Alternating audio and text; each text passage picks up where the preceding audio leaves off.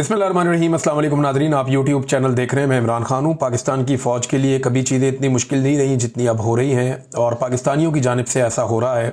ये इंतहाई अफसोसनाक है, और चंद लोगों ने अपनी ख्वाहिशात की तकमील के लिए इस इदारे के साथ ये बहुत बड़ी ज़्यादती की है। वजह यह है कि मिलिट्री इस्टेब्लिशमेंट के लोगों ने अपने ज़ाती मफादात के लिए या अपने फ़ायदों के लिए या अपने मनपसंद सियासतदानों को या अपने दोस्तों को नवाजने के लिए पाकिस्तानी अवाम के साथ वो कुछ कर दिया कि जिसके बाद पाकिस्तानी अवाम जो है वो अब एक नफ़रत के अंदर घिर चुकी, और खैबर पख्तूनख्वा से तालिबान और फ़ौज को निकालने की तैयारियां हो रही हैं। इस सिलसिले में 3-4 चीज़ें हैं जिनमें से कुछ आपको आइडिया है, और कुछ मैं आपको ऐसी चीज़ें बताऊंगा जिनके बारे में आपको अभी तक नहीं पता कि फ़ौज को कैसे खैबर पख्तूनख्वा के कबायली इलाकों से और दीगर इलाकों से निकालने की कोशिश हो रही है। पहली खबर तो यह है कि खैबर के अवाम निकले बहुत बड़ी तादाद में। इसके मनाज़िर भी आप देख सकते हैं। इन लोगों ने कुरान पाक अपने साथ लिया, अपने सर पे कुरान पाक उठाए, और बहुत बड़ी तादाद में खैबर के अवाम निहत्ते, और जो तादाद बताई जा रही है 8 से 10 हज़ार लोग हैं। 8 से 10 हज़ार लोग अगर एक सिमत में चलें तो एक सैलाब ही अवाम का होता है जो जा रहा होता है। तो ये लोग पैदल चल पड़े और उन इलाकों की तरफ गए जहाँ पे तालिबान के ठिकाने हैं।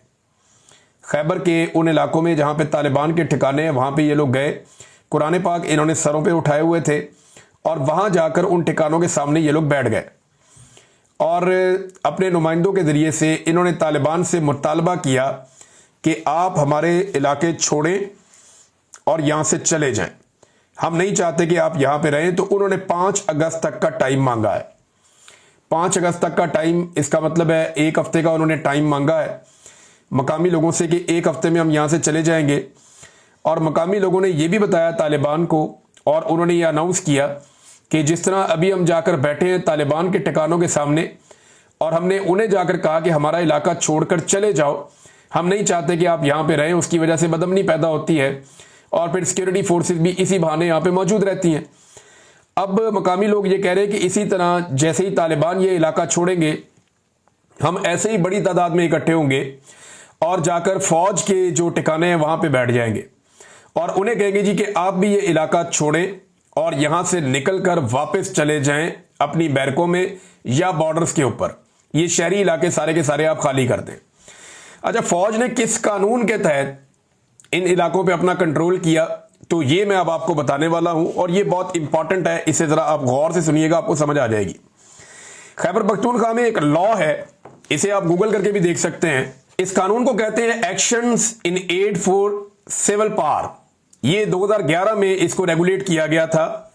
उस वक्त आसिफ अली जरदारी की हुकूमत थी, और आसिफ अली जरदारी साहब ने खैबर पख्तूनख्वा के इलाके जो फाटा और पाटा हैं उनमें क़याम अमन के लिए एक मखसूस कानून पास किया था जिसे actions in aid of civil power कहते हैं। ये कानून नाफिज होने के बाद फौज को बहुत सारे इख्तियारात मिल गए थे इन इलाकों में, यानी लोगों को अगवा कर सकते थे, गिरफ्तार कर सकते थे, इन्वेस्टिगेशंस कर सकते थे, हिरासत में रख सकते थे, और वहां पे ऑपरेशंस वगैरह मुख्तलिफ जगहों पे ये अपने आर्जी या मुस्तकिल ठिकाने बना सकते थे। तो फौज को बहुत सारे इख्तियारात इस कानून के तहत मिल गए थे। बाद में जब पाकिस्तान तहरीक इंसाफ की हुकूमत आई 2018 में, और फाटा मर्ज हो गया, फाटा जब मर्ज हो गया, खैबर पख्तूनख्वा का हिस्सा बन गया, तो फिर शाह फरमान साहब ने एक नोटिफिकेशन जारी किया था, और इमरान खान साहब इसके पीछे थे नोटिफिकेशन के, यानी इमरान खान साहब की मर्जी से ये नोटिफिकेशन जारी हुआ था। और इस नोटिफिकेशन के जरिए से, जो गवर्नर का नोटिफिकेशन था, उसके जरिए से फौज को पूरे सूबे में यही इख्तियार दे दिया गया, actions in aid of civil power. देखिए, पाकिस्तान तहरीक इंसाफ भी माजी में गलतियां करती रही है। यह मामला अदालत के अंदर चैलेंज हो गया था। ह्यूमन राइट्स वालों ने, पॉलिटिकल पार्टियों ने जाके चैलेंज कर दिया कि यह बड़ी ज्यादती है, फौज को वो इख्तियारात दे दिए गए हैं खैबर पख्तूनख्वा के पूरे सूबे में जो पहले कबायली इलाकों में उनके पास थे 2011 में, और अब पूरे सूबे में उनको वो इख्तियारात दे दिए गए हैं। तो ये इंसानी हकूक की खिलाफ वर्जियां हो रही हैं, ये जुल्म है, मावरा अदालत चीजें हो रही है, ये नहीं होनी चाहिए। इससे दहशतगर्दी में और बेचैनी में इजाफा होगा।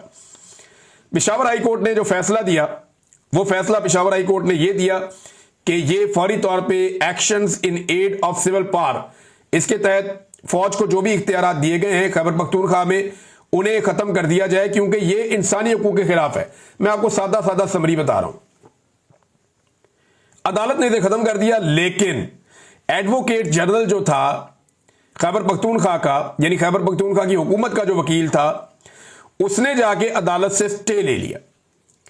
अभी भी ये केस अदालत के अंदर जो स्टे हुआ है, ये खैबर पख्तूनख्वा की हुकूमत के वकील ने स्टे किया हुआ है। खैबर पख्तूनख्वा की हुकूमत यानी अली अमीन गंडापुर अभी अपने एडवोकेट जनरल को जाकर ये कहें या बुलवाकर ये कहें कि आप अपना स्टे वापस उठा लें, तो फौरी तौर पे अदालती फैसला मौजूद है, जिस फैसले की मौजूदगी में फौज के ये इख्तियारात जो उन्हें इजाफी मिले हैं, चाहे वो कबायली इलाकों में है, चाहे वो पूरे खैबर पख्तूनख्वा में है, वो इख्तियारात खत्म हो जाते हैं। यानी यहां पे फिर फौज जो है वो मुख्तलिफ लोगों के मकानों पे, इलाकों पे कब्जा नहीं कर सकती। वहां पे फौज जो है वो इस तरीके से ऑपरेट नहीं कर सकती जैसे वो इस कानून की मौजूदगी में करती है। तो बहुत सारी चीजें जो है उनका लीगल कवर एक खत्म हो जाता है जो इस वक्त तक मौजूद है। लिहाजा पाकिस्तान तहरीक इंसाफ ने ही ये ताकत दी थी फौज को कि पूरे सूबे के अंदर जैसे चाहे वो ऑपरेट करे। जरदारी साहब ने ये फाटा और पाटा की हद तक दिया था जब ऑपरेशन हो रहे थे 2011 में, लेकिन बाद में पाकिस्तान तहरीक इंसाफ ने पूरे सूबे के अंदर ये दे दिया था और पाकिस्तान तहरीक इंसाफ के ही एडवोकेट जनरल ने इस मामले पे एक स्टे लिया हुआ है अदालती ऑर्डर के खिलाफ। अगर वो स्टे वापस उठा ले तो ये कानूनी जवाज मिलिट्री एस्टेब्लिशमेंट या फौज के पास खत्म हो जाएगा कि वो खैबर पख्तूनख्वा में जिस तरह अभी ऑपरेट कर रही है इसी तरह ऑपरेट करती रहे। इसी हवाले से एक और बड़ी डेवलपमेंट है। एक तो मकामी लोग ये चाहते हैं खैबर पख्तूनख्वा के फौज अपनी छावनियां खत्म करे, जो इजाफी जो आबादियों के अंदर बन गई हैं, जो बॉर्डर्स के अलावा वो आ गए हैं मुख्तलिफ इलाकों में। तो मकामी लोग ये चाहते हैं कि वो मामला अब खत्म हो और चीजें नॉर्मलाइज हों। अब इसके अलावा जो है पाकिस्तान तहरीक इंसाफ की जानिब से भी एक बड़ा सख्त पैगाम आया है। सहाफ़ी हैं मोहम्मद फ़हीम, ये बड़े अच्छे जर्नलिस्ट हैं और इन्होंने जो हंगामी करारदाद है वो शेयर की है पाकिस्तान तहरीक इंसाफ प्रोविंशियल सेक्रेटेरिएट खैबर पख्तूनख्वा से। ये जो करारदाद है ना, ये बड़ी इंपॉर्टेंट है। इसको आपको सुनना पड़ेगा और समझना पड़ेगा कि एक्चुअली पीटीआई करने क्या जा रही है। ये बड़ा सख्त कदम है जो अब उठाया गया पाकिस्तान तहरीक इंसाफ की जानिब से। इस करारदाद के मुताबिक तहरीक इंसाफ खैबर पख्तूनख्वा की तंजीमी कमेटी ने अपने 28 जुलाई 2025 के हंगामी इजलास में पूरे खैबर पख्तूनख्वा बिलखसूस जमशुदा इजला में पुरअमन शहरियों पर जारी रियासती तशद्दुद बिलखसूस 27 जुलाई 2025 के सानह तीरा की शदीद तरीन मजम्मत की है। कमेटी का मौक़िफ़ मुतफ़िक़ा तौर पर यह है कि आईन पाकिस्तान के आर्टिकल 245 के तहत तवील फौजी तैनाती ने एक ऐसा माहौल पैदा कर दिया है जहां ताकत बेकाबू हो चुकी है और जवाबदेही अमलन गैर मुअस्सर है, जिससे बुनियादी हकूक पामाल हो रहे हैं और मकामी अमन तहस नहस हो रहा है। कमेटी वफाकी हुकूमत से पुरजोर मुतालबा करती है कि 15 दिन के अंदर आर्टिकल 245 के तमाम नोटिफिकेशंस मनसूख करके जमशुदा इजला से फौजी दस्तों के इनखला का बाकायदा ऐलान करे। इस मकसद के लिए खैबर पख्तूनख्वा असेंबली में मौजूद पाकिस्तान तहरीक इंसाफ के तमाम अरकान को हदायत की जाती है कि वो इसी मुतालबे पर मबनी करारदाद फौरन ऐवान में पेश करें और इसकी मंजूरी के लिए दीगर जमातों की हमायत को यकीनी बनाएं। समझ आ रही है आपको? पीटीआई ने बड़ा कैटेगोरिकली और क्लियरली ये मुतालबा कर दिया है कि जितने भी खैबर पख्तूनख्वा के इलाके हैं वहां से फौजी दस्तों का इनखला बाकायदा ऐलान करके किया जाए और 15 दिन के अंदर अंदर आर्टिकल 245 के तमाम नोटिफिकेशन जिनके तहत फौज को बुलवाया जाता है वो मनसूख किए जाएं। सूबाई हुकूमत को उन्होंने कहा कि इस हवाले से करारदाद पेश की जाए जिसको मंजूर करवाया जाए ताकि एक सूबाई हुकूमत का या अवामी तौर पर इसके ऊपर एक ठप्पा भी लग जाए। और साथ ही उन्होंने कहा कि तंजीम खैबर पख्तूनख्वा को हदायत जारी करती है कि एडवोकेट जनरल खैबर पख्तूनख्वा को अहकाम दिए जाएं कि वो सुप्रीम कोर्ट में एक फौरी दरखास्त दायर करे ताकि 22 दिसंबर 2023 का हुक्म इम्तनाई वापस लिया जा सके।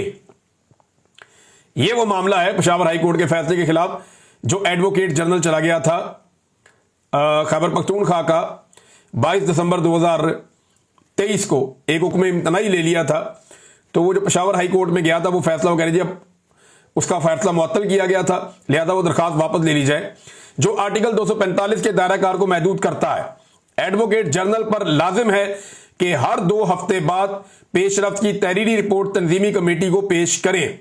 कमेटी एक आजाद कमीशन के क्याम का भी तकाजा करती है जिसमें रिटायर आला अदालती जज और मुअज़्ज़िज़ सिविल सोसाइटी नुमाइंदगान शामिल हों। यह कमीशन साने तीरा समेत तमाम हालिया वाकयात की गैर जानिबदाराना और शफाफ तहकीकात करे, 30 दिन के अंदर अपनी रिपोर्ट शाया करे, जिम्मेदारान की निशानदेही करे और उनके खिलाफ सख्त तरीन कार्रवाई कानूनी कार्रवाई की सिफारिश करे।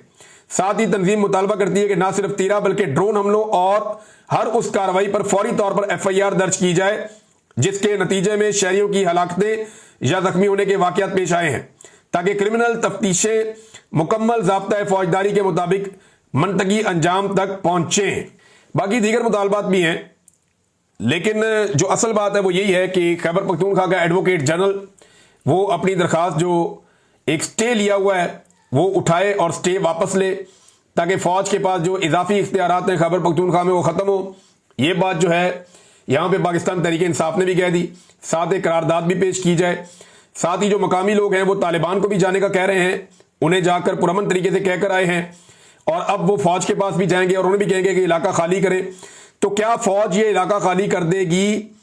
देखिए, यहां पे मादनियात पे कब्जे की लड़ाई है। एक्चुअली आपने गौर किया है कि मुझे बहुत सारे लोगों ने ये बात बताई है कि तालिबान फौज को मारते हैं, फौज तालिबान को मारती है और बाद औक़ात ये दोनों मकामी लोगों को भी मार देते हैं। कोलेटरल डैमेज के अंदर बहुत सारे लोग मकामी शहीद हो जाते हैं, लोग बेघर हो जाते हैं और बेशुमार चीजें होती हैं। लेकिन कभी भी कोई उन ट्रकों को निशाना नहीं बनाता जो यहां से मादनियात लेकर जा रहे होते हैं। मिसाल के तौर पे आज मेरी एक मकामी सियासतदान से बात हो रही थी, उन्होंने बताया कि राजगाल का एक इलाका है जहां दुनिया की बेहतरीन मादनियात मौजूद हैं।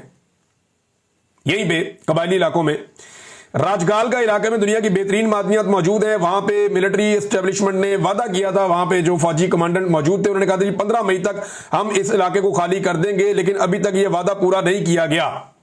ये जो राजगाल का इलाका है, यहां के जंगल पूरी तरह तबाह कर दिए गए हैं और यहां से कॉपर लगातार निकाली जा रही है। ये एक बहुत बड़ा कॉपर माइन का एक ठेका है और ये बहुत बड़ी कॉपर माइन है। इसका नाम है मोहम्मद खेल कॉपर माइनिंग प्रोजेक्ट। यहां पे बहुत बड़े जखायर हैं कॉपर के और कई किलोमीटरों तक, मीलों तक फैले हुए हैं और यहां से जो कॉपर निकाली जा रही है मुबैना तौर पे बगैर टेंडर के FWO को वजीरिस्तान में कॉपर की लीज दी गई है और वहां से लगातार कॉपर निकाला जा रहा है। इस हवाले से बाद औक़ात सियासतदानों ने आवाजें उठाई, बाद औक़ात ये सवालात पूछे गए और बार बार पूछे गए कि बगैर किसी टेंडर के ये लीज कैसे दी जा सकती है। यहां पे अरबों रुपए का कॉपर मौजूद है और मैं एक सूबाई वजीर से बात कर रहा था, वो कह रहे थे जी हमें तो इसमें कुछ भी नहीं मिलता। यानी FWO यहां से माइनिंग करती है, यहां से कॉपर निकालती है, कुछ चाइनीज को भी शायद इन्वॉल्व किया है, लेकिन इस पूरे इलाके पे कंट्रोल है, एक तरह का कर्फ्यू लगा हुआ है, मकामी लोग यहां पे जा नहीं सकते और हमें यहां पे जाने नहीं दिया जाता। तो यहां से धड़ाधड़ मादनियात निकाली जा रही हैं, लेकिन मकामी लोगों को या अवाम को उसका कोई फायदा नहीं हो रहा। अवाम बेचारे कैंपों में अपने रिश्तेदारों की तरफ या इधर उधर रहने पे मजबूर हैं, वो अपने इलाकों में वापस इसलिए नहीं आ पा रहे कि वहां पे जनाब माइनिंग हो रही है, दरख्तों की कटाई हो रही है और इस तरह की चीजें हो रही हैं। अब ये मकामी लोगों की मलकियत थी, उनकी चीजें थी, तो 2-3 चीजें क्लियर होगी। और ये जो ठेका है, ये ठेका भी कहा जाता है कि पाकिस्तान तहरीक इंसाफ के दौर में दिया गया, और अगर चले पाकिस्तान तहरीक इंसाफ के दौर से या फाटा के मर्ज होने से पहले दिया गया था तो भी फाटा के मर्ज होने के बाद पाकिस्तान तहरीक इंसाफ को इस पे बात करनी चाहिए थी और हर ठेका टेंडर के जरिए दिया जाना चाहिए। जब FWO को बगैर टेंडर के अगर कोई ठेका मिल जाता है तो इसका मतलब क्या है? इसका मतलब यह है कि आप एक फौज के झेली इदारे को एक ठेका दे रहे हैं बगैर टेंडर किए हुए, बगैर आप कंपटीशन में लाए हुए दे रहे हैं, तो उनका मुकाबला तो कोई और पार्टी कर ही नहीं सकती। कोई प्राइवेट बेचारा इन्वेस्टर या सरमायादार या कोई बिजनेसमैन उनका क्या मुकाबला करेगा? वो एक इदारा है, उनके पास बहुत ताकत है और वो जैसे चाहे कर ले। जैसा कि इमरान खान साहब के दौर में भी ये चीजें ऐसे ही चलती रही और इस दौर के अंदर भी ये चीजें वैसे ही चल रही हैं। लेकिन अब अच्छी बात यह है कि खैबर पख्तूनख्वा के अवाम को भी समझ आ गई है और इमरान खान साहब को भी बहुत अच्छी तरह समझ आ गई है कि पाकिस्तान के मफाद में क्या है और पाकिस्तान की एस्टेब्लिशमेंट पाकिस्तान के मफाद को कैसे इस्तेमाल करती रही है कि ये पाकिस्तान का मफाद है, ये कहकर के अपना फायदा निकालते रहे हमेशा और पाकिस्तान के फायदे को पसे पुष्ट डाला जाता रहा। अब नाज़रीन, जो वादिया तीरा का इंसिडेंट हुआ ना, यहां पे पाकिस्तान तहरीक इंसाफ के लोग ये क्लेम कर रहे हैं कि जो पहला जरगा हुआ जिसमें फौजी अफसरान भी बैठे हुए थे और कुछ और लोग भी बैठे हुए थे, ये सरकारी मालकान थे। ये जो मलकान होते हैं ना, मलक कहते हैं उन्हें, जो सरकारी तौर पे नॉमिनेट किए जाते हैं कि ये यहाँ पे छोटे मोटे सरदार हैं इन इलाकों के, तो ये सरकारी मालिकान थे जिनके अच्छे ताल्लुकात सरकार के साथ रहते हैं। और दूसरा शमसुद्दीन साहब थे जो एमपीए के उम्मीदवार थे फजलुर रहमान साहब के पीके 71 से, ये भी उसके अंदर शामिल थे, वहां पे मौजूद थे जरगे में। और ये बार बार सब लोग बता रहे हैं कि फजलुर रहमान साहब की पार्टी ने, क्योंकि जब ये वादिये तीरा वाला इंसिडेंट हुआ तो सबसे पहले मिन्नतें की गई फजलुर रहमान साहब की पार्टी की, और उन्हें कहा गया जी हमें इसमें रेस्क्यू करें। तो एस्टेब्लिशमेंट ने जब उनका दरवाजा खटखटाया तो उन्होंने जनाब फिर फौरी तौर पे एक जरगा बुलाया और जी पैसे ले आओ, इन लोगों को इतने इतने पैसे देंगे, ये करेंगे। लेकिन लोग बिगड़ गए हैं, लोग अब बात मानने को तैयार नहीं है। खैबर पख्तूनख्वा की गवर्नमेंट ने जो है वो उससे बहुत ज्यादा पैसे भी ऑफर किए, लेकिन पैसों से कुछ होता नहीं। अभी तक एफआईआर दर्ज नहीं हुई। इमरान खान साहब ने कहा था कि हर ऐसे इंसिडेंट की एफआईआर दर्ज होनी चाहिए। एक तरफ जो वजीर आजम है वो ये कहता है कि जनाब ये शरपसंदों ने गोलियां चला के बंदे मारे, तो आज शरपसंदों के ठिकाने पे बहुत बड़ी तादाद में, या जो तालिबान है उनके ठिकाने पे बहुत बड़ी तादाद में अवाम गई है। आज तो किसी को गोलियां नहीं लगी, कल यही अवाम जब गई थी ब्रिगेड हेडक्वार्टर के सामने तो वहां गोलियां लग गई थी। तो हमें यह सोचना पड़ेगा कि अवाम क्या सोच रही है और इदारे क्या सोच रहे हैं और हम किस तरफ बढ़ रहे हैं। चंद लोगों की ख्वाहिशात की तकमील के लिए पाकिस्तान के सबसे कीमती और ताकतवर इदारे को पाकिस्तान की आवाम के सामने लाकर खड़ा कर देना, यह कोई दानिशमंदी या अकलमंदी नहीं है। एक दो लोगों की खुशी के लिए इतनी बड़ी कुर्बानी पाकिस्तान नहीं दे सकता। यह पाकिस्तान को, पाकिस्तान के इदारों को और तमाम लोगों को इसके बारे में जरूर सोचना चाहिए। तमाम दानिश्वरों को इसके ऊपर बात करते रहना चाहिए। गंडापुर साहब को एफआईआर दर्ज करनी चाहिए थी, कल के वाकये की भी, ड्रोन अटैक्स की भी। अभी तक किसी भी ड्रोन हमले की एफआईआर दर्ज नहीं कर सकी खैबर पख्तूनख्वा की हुकूमत, जो कि होना चाहिए था। गंडापुर की जो आखिरी एक प्रेस कॉन्फ्रेंस थी या जो मीडिया टॉक थी, उसको देखकर मुझे महसूस हुआ कि गंडापुर को भी शायद जो एक उम्मीद लगी हुई थी एस्टेब्लिशमेंट से कि ये एस्टेब्लिशमेंट कहीं ना कहीं कोई रास्ता निकालेगी, हमें मजीद दीवार के साथ नहीं लगाएगी, इमरान खान भी बाहर आ जाएगा, मुल्क के लिए शायद कोई रास्ता निकाला जाए और सब आगे बढ़ पाए।